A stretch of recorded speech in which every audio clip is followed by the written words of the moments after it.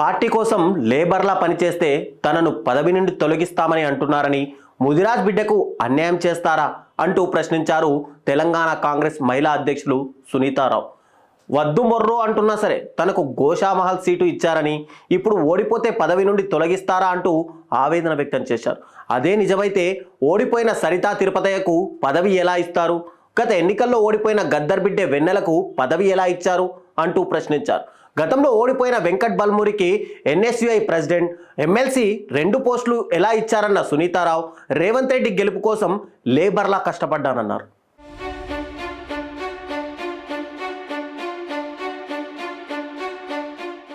మహిళా కాంగ్రెస్ సోదరుమణులందరికీ నమస్కారం. సో గత కొద్ది కాలంగా ఎన్ఎస్యుఐ అధ్యక్షుడు 6 ఏళ్ళు ఉండొచ్చు, మహిళా కాంగ్రెస్ అధ్యక్షురాలు 6 ఏళ్ళు ఉండొచ్చు, యూత్ కాంగ్రెస్ అధ్యక్షుడు 5 ఏళ్ళు ఉండొచ్చు. వాళ్ళ పదవి కాలాలు అందరి పొడిగించవచ్చు, వాళ్ళకి ఏ పదవులన్నా ఇవ్వచ్చు. వెంకట బల్మూరు కూడా ఓడిపోయింది కదా, మరి మొన్న దాంట్లో నేను ఓడిపోయినందుకు మరి ఎవరికి పదవులు ఇవ్వద్దు. అట్లాంటప్పుడు నాకు పదవులు ఇవ్వద్దు, వీళ్ళిద్దరే మాత్రం ఉన్నారు అంటే మహిళా కాంగ్రెస్ నుంచి మనం కూడా పేర్లు ఇచ్చాం, మరి వాళ్ళకు కూడా చోటు కల్పించాల్సిన అవసరం చాలా ఉంటుంది. మన చెల్లెళ్ళ పేరు కూడా ఇచ్చాం, మన అది పరిగణలోకి తీసుకోకుండా సరిత తిరుపతయ్య పారిజాతనే ఎందుకు వస్తుంది, నీలం పద్మ ఎందుకు కాకూడదు?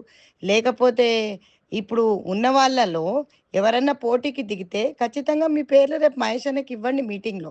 ఎందుకంటే మనం కూడా కొట్లాడుతున్నాం కదా, ఆర్గనైజేషన్ నడిపించిన వాళ్ళ దాంట్లో మనమే ఉన్నాం. ఎందుకు వాళ్ళకి ఇప్పుడు సీఎం మద్దతు వాళ్ళకే ఉంటుంది, సీఎం మద్దతు మహిళా కాంగ్రెస్కి ఉండదా? మహిళా కాంగ్రెస్ సీఎం చెప్పినట్టే పనిచేసింది కదా. సీఎం రేవంత్ అన్న కోసమే పనిచేసినాం, పార్టీ కోసమే పనిచేసినాం.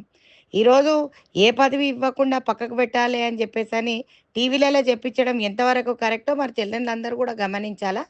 ఈరోజు నాకు గోషామహల్ సీట్ నేను అడిగి తీసుకున్నానా, ముదిరాజ్ సామాజిక వర్గానికి ఇవ్వాలి 2 టికెట్లు అని ముఖ్యమంత్రి గారు ప్రకటించినందుకు నాకు ముదిరాజ్ క్యాండిడేట్గా నాకు అక్కడ ఇచ్చారు. వద్దురా మొర్రాన్ని మొత్తుకున్నా కూడా నాకు అది ఇచ్చారు. సరే, ఇప్పుడు కంటెస్టెడ్ క్యాండిడేట్స్కి ఎవరికి ఇవ్వద్దు, మరి అట్లాంటప్పుడు కొంతమందికి ఇస్తారు ఎట్లా, నాకు ఇవ్వరు ఎట్లా? సరిసమానమైన సమాధానం మహేష్ అన్నని కూడా అడుగుతా నేను ఎల్లుండి. ఎందుకంటే ఇట్లాంటి ఆఫ్ ద రికార్డులు ఇచ్చేవారు మరి నేను ఆన్ ద రికార్డుకు రావాల్సి వస్తుంది. మరి ఆన్ ద రికార్డు మాట్లాడే అవకాశం నాకు కల్పియొద్దు అని నేను కోరుకున్నాను. ముఖ్యమంత్రి గారు కూడా అదే అన్నారు, అన్న మాటకు గౌరవించి నేను ఏ ప్రెస్ వాళ్ళతో మాట్లాడతలేను. సో మరి ఇప్పుడు వాళ్ళు ఈ విధంగా లీకులు ఇస్తే అనుబంధ సంఘాలలో టికెట్ ఇస్తున్నారు. నేను అడుగుతున్నాను మా అధ్యక్షురాలని, ఖచ్చితంగా అడుగుతా, పోరాటం చేసినా అడుగుతా, కేసులు పెట్టారు అడుగుతా. ఇప్పుడు ఏ మాట చెప్తే రేవంత్ అన్న మాట జవదాటకుండా పనిచేసినాం. అడగడం మన సత్తు, ఇస్తారా ఇవ్వరా అది సెకండరీ ఇష్యూ. కానీ నాకు సముచిత స్థానం, నా పదవీ కాలం 3 ఏళ్ళు అని చెప్పి నిర్ణయిస్తున్నారు. మరి వాళ్ళ పదవీ కాలం 6 ఏళ్ళు 7 ఏళ్ళు ఎట్లా నిర్ణయించినారు? మరి దానికి కూడా మహేష్ అన్న సమాధానం చెప్పాలా. సో చెల్లెళ్ళందరూ గమనించాలి, ఇక్కడ మనం పక్కకు పెట్టే వ్యూహం నడుస్తుంది కాబట్టి ఖచ్చితంగా అందరం ఏకతాటి మీద ఉండాల్సిందిగా కోరుతున్నాను. అందరం కలిసే కొట్లాడితే అందరం పోయి సీఎం గారి దగ్గర కూడా మాట్లాడదాం, రేవంత్ అన్న దగ్గర కూడా మాట్లాడదాం. అందరు చెల్లెన్లే రేవంత్ అన్నకి, ఒక చెల్లె ఎక్కువ ఒక చెల్లె తక్కువ, బీఆర్ఎస్ నుంచి వచ్చిన చెల్లెన్లు ఎక్కువ, కాంగ్రెస్ చెల్లెన్లు తక్కువ అనేది ఏమీ లేదు. మేము మన అందరికీ సముచిత స్థానం ఇవ్వాల్సిందే. 21 తారీఖున 11 గంటలకు మన మీటింగ్ అయితే ఎక్స్టెండెడ్ ఎగ్జిక్యూటివ్ మీటింగ్, మంత్రులందరూ కూడా డీసీసీలందరూ కూడా రావడం జరుగుతుంది. చెల్లెళ్ళందరికీ ఒక గమనిక, ఎవరెవరు రావాలనుకుంటున్నారో అందరు రండి. కాకపోతే ఈ మీటింగ్ అయిపోయిన తర్వాత మనం అందరం కలిసి మంత్రులకు అందరికీ విజ్ఞప్తి చేసుకుందాం, వేడుకుందాం.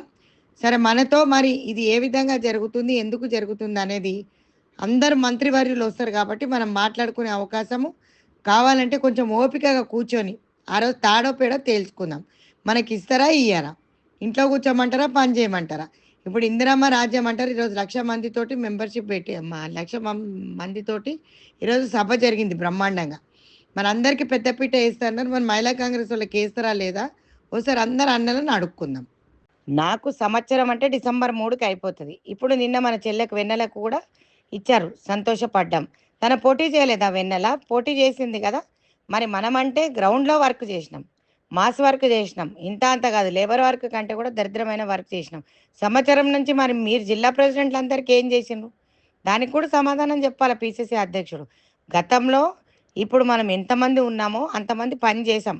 పని చేసినప్పుడు ప్రతి ఒక్కరికి మనం 30 మంది లిస్ట్ ఇచ్చాం, అందులో ఒక్కరికంటే ఒక్కరికి కూడా వేయకపోవడం శోచనీయం. సో ఇది కూడా మనం అడగాల్సిన అవసరం ఉంటుంది కాబట్టి సరే అధ్యక్షురాలిని పక్కకు పెట్టండి.